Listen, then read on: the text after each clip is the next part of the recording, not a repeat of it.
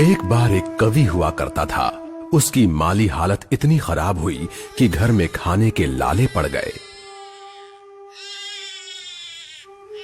इसी कारण उसने महल में जाकर राजा से मदद मांगने का फैसला किया।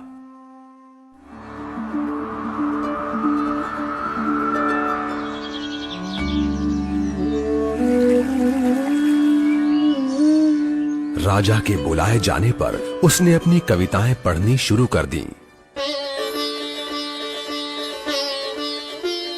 वाह वाह वाह वाह वाह वाह। राजा बहुत प्रसन्न हुआ और उसने कवि से अपना इनाम मांगने के लिए कहा।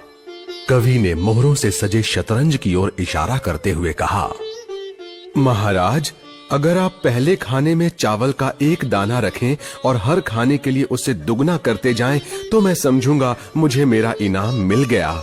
बस इतना ही? राजा ने पूछा। सिर्फ चावल का एक दाना और सोना नहीं?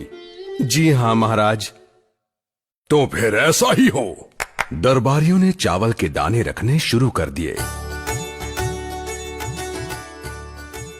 पहले खाने में 1, दूसरे में 2, तीसरे में 4, चौथे में 8। इस तरह वो रखते गए। जब 10वें खाने में चावल रखने की बारी आई तो उन्हें चावल के 512 दाने रखने पड़े। 20वें खाने तक संख्या बढ़कर 5,24,288 हो गई।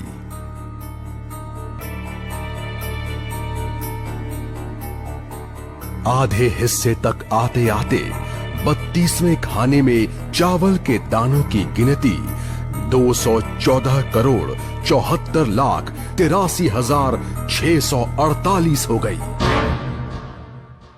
जल्द ही गिनती अरबों खरबों में बढ़ गई। आखिरकार अभागे राजा को अपना पूरा राजपाट उस चतुर कवि के हाथों सौंपना पड़ा। और इसकी शुरुआत चावल के सिर्फ एक दाने से हुई थी। कहानी की सीख, चक्रवृद्धि की ताकत को कम नहीं आंकना चाहिए।